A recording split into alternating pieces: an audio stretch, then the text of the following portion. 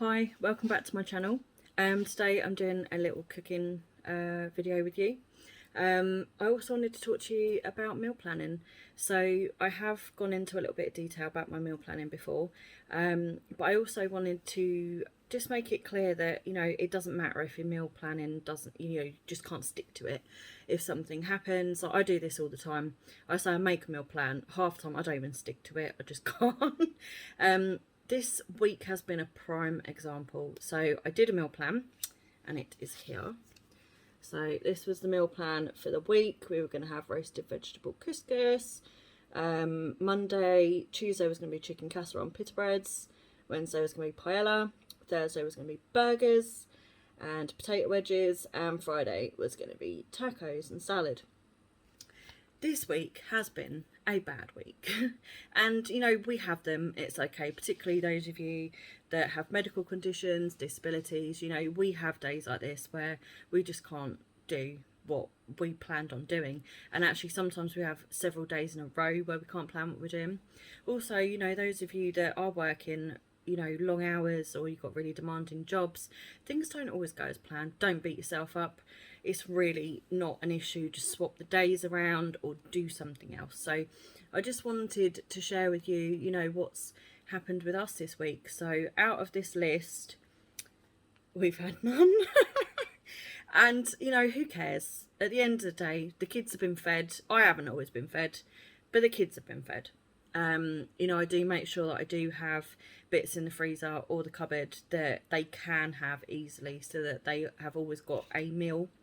It might not be a fresh home cooked meal, but they have a meal and they're fed and they're happy, and honestly they don't really care, to be quite frank. So today I am cooking the paella, which should have been yesterday. Today's Thursday. Does it matter that I swap the days around? No. Chicken's still in date, so who cares? So I'm doing the paella, as you'll see, and this is a cheats paella. It is packet mix, because life is too short sometimes to make everything from scratch. I can eat what's in the packet mix. That is what is the main important thing to me. So I do cut corners where I can. I used to cook everything from scratch all the time, but it is exhausting. And, I've got to the point in my life where I'm not actually well enough to cook everything from scratch. I can't do it all. So I'm just trying to chill a little bit, make my life easier, make sure we're still having proper dinners. So I have used frozen ingredients in this dinner and a packet mix, as I said. So prep is almost non-existent. And it was really, really quick and easy. So quick and easy, and you feel like you're having a proper home cooked meal.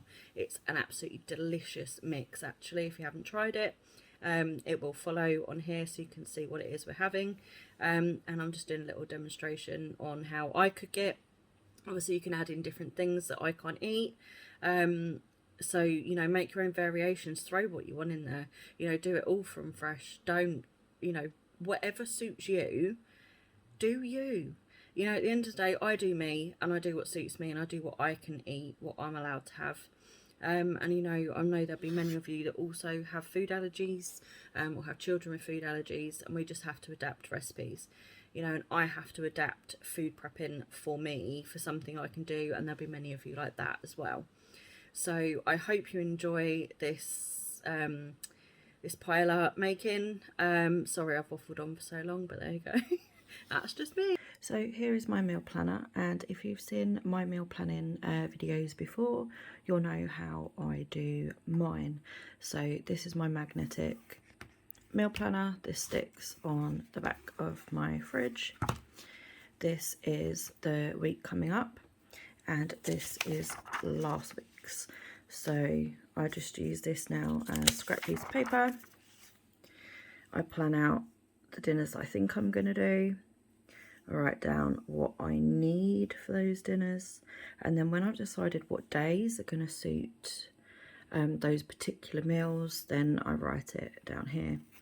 So Monday we got roasted vegetable rainbow couscous, do gluten-free couscous for my daughter. Got chicken casserole and pita breads. I don't know if you can actually get gluten-free pita breads or not, but I'm going to check that out. Wednesday we're going to have paella. Now we don't eat fish particularly. I'm really allergic, so this will probably be a chicken and chorizo paella. But actually sometimes we just do it with just the chorizo. It's just really, really nice. Thursday is going to be burgers, fried onions, potato wedges and salad. And depending how I feel, these will either be homemade wedges and burgers, or they will be shop bought ones. Really just depends on how I am on the day, and we're going to have some salad with that. I need to get some vegetarian burgers as well that are also gluten-free. And Friday, probably going to be beef tacos with salsa and salad.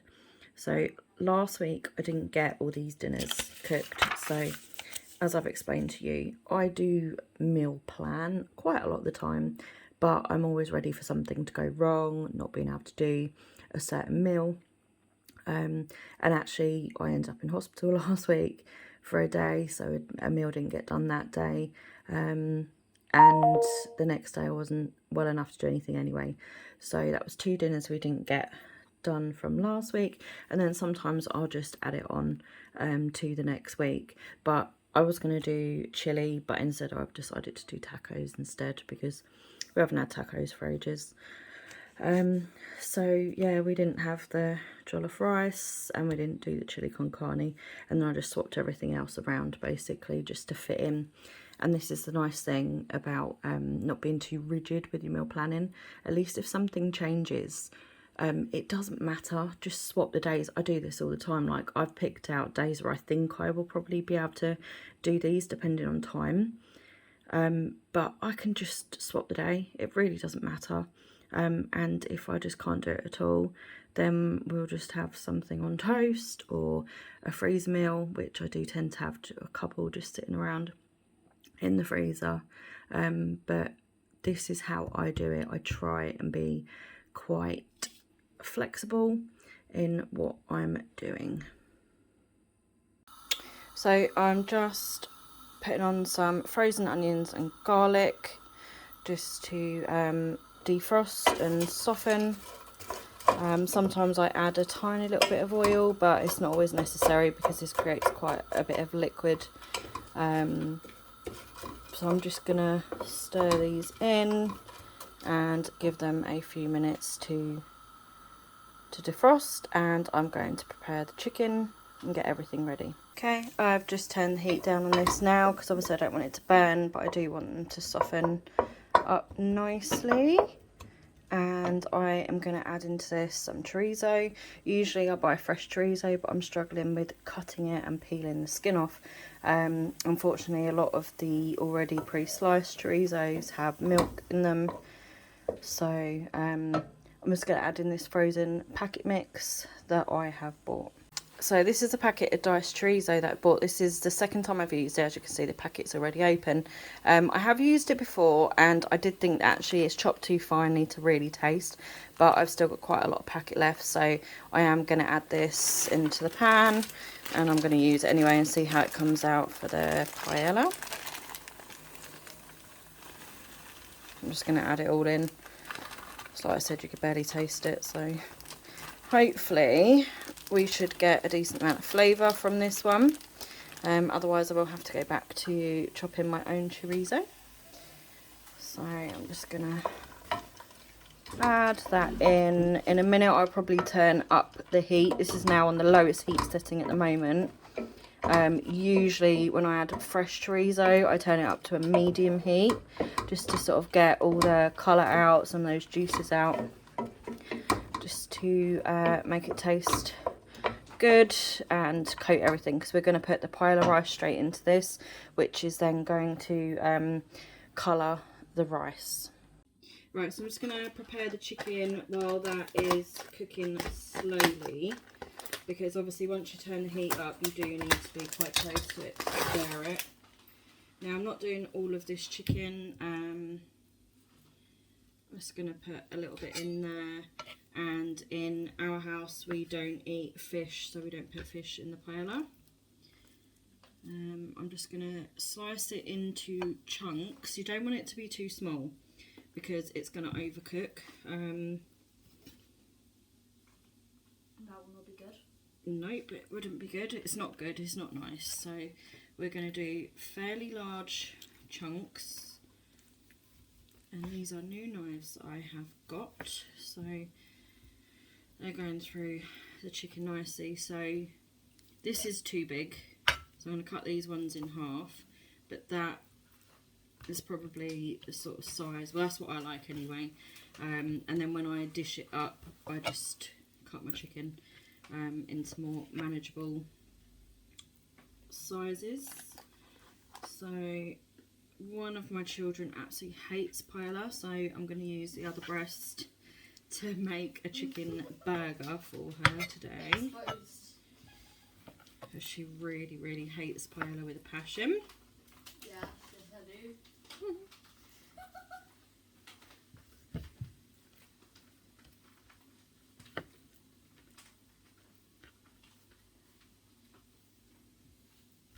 Just cutting all the bad bits off. There we go. There is the chicken prepped and over it, nearly ready to put it in. I'm just going to wash my hands. Right, so I'm just turning up the heat now a little bit. The juices are starting to come out of the chorizo. This is definitely not as much as fresh chorizo would.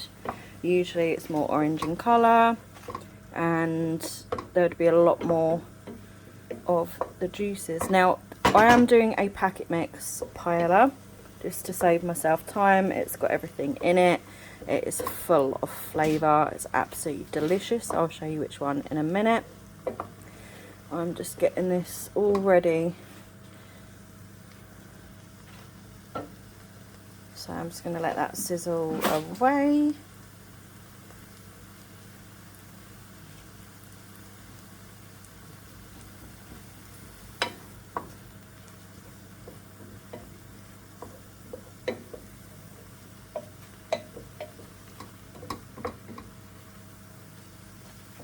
Turn the heat up just a tiny bit more.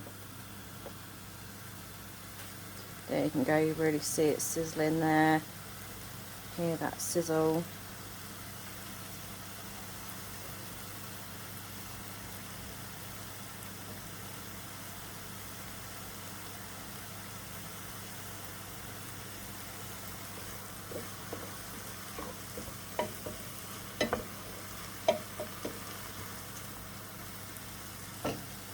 I would say with the fresh chorizo at this point you want to make sure it doesn't burn. I don't think this frozen one will, or not for a little while anyway, because obviously it has too much water content. But the fresh one would be starting to burn in a pan that's not a non-stick one, for definite.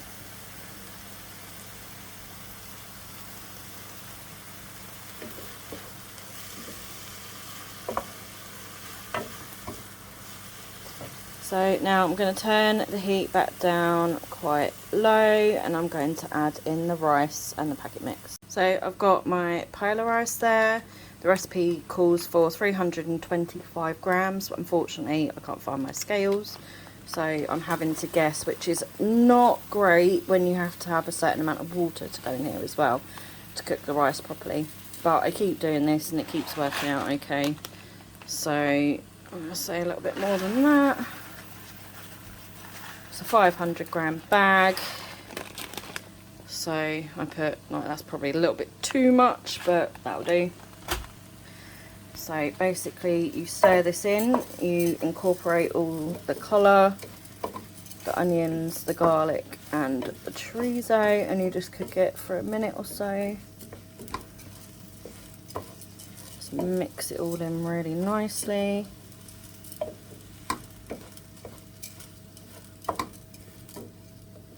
And then you just kind of toast the rice for a couple of minutes. This is the packet mix I'm using. This one is absolutely delicious. Obviously you can add in things that I haven't. Due to allergies and stuff, there's certain things I don't put in here. We tend to keep it to onions, garlic, chicken, chorizo. You can add in things afterwards, which I often do for the children, like the peas, etc. I never put pepper in here, but you could do. But these are all the different bits, and then you add this to 1 3/4 pints of cold water. So I'm just about to make up the packet mix and then add it into the pan. So just adding the packet mix into the water. I can't talk today, never mind. Right, so that's the packet mix in. It's really very simple. I just want to check I did the right amount of water actually. Yes, I did 1 3/4. Cup for 9 3/4. Right, so back at the pan. This has been toasting for about 2 minutes now. As you can hear, it sounds really great. So I'm now going to add in the water and packet mix. Do you want to hear this sizzle? And there's a lot left in there, so you need to kind of get all that out, which I will do in a second. Basically just stir it all in.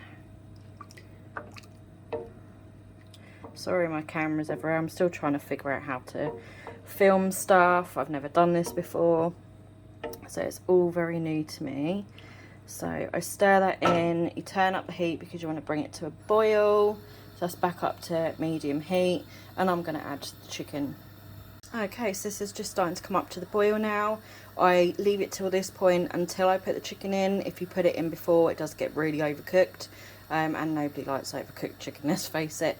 So I'm just going to add the chicken, if I can get it off without dropping it all. Usually I'd use a knife to try and help me get that in. Okay. There we go. Obviously don't forget you can add in various different vegetables into this, which you could put in now, and a bit later on you could put prawns or any seafood that you fancy in your paella. So I'm just going to stir that up. I made sure that I got all the rest of the spices and herbs out the jug. Okay, now lid on and temperature down. That now just needs to go on a slow simmer for about 15 minutes or so until it's cooked. Here it is, bubbling away. We are probably just over halfway through cooking time. I never time anything, to be honest. Really bad, I know, sorry. As you can see, there's still quite a lot of liquid in there, but it's cooking away nicely. So I'd say we've got another 6 to 8 minutes left on that, probably.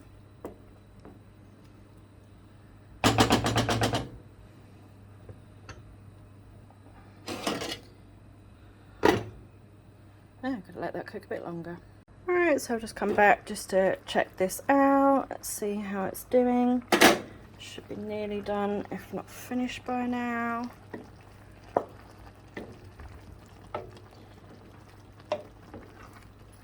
Starting to just about stick to the bottom now. So I'm going to leave the lid off for a minute because I think that maybe I didn't put enough rice in to the amount of water, because it looks like it's cooked but it's still a little bit wet. So I'm just going to give that a minute. Yep, rice is definitely cooked. Right, I'm sure I'll let that evaporate off and then dish up. Okay, so this is ready now to turn off. You can just about hear it sticking to the bottom. It's not all dry. Still a little bit of moisture in there, which is how I prefer it. I don't actually know how it's supposed to be. But that's ready to turn off and dish up. And here is the finished product. There we go. Nice bowl of paella. I know it looks a little bit plain, but obviously add in your peas, your fish, peppers, etc. Anything you like. But there you go. Steaming hot.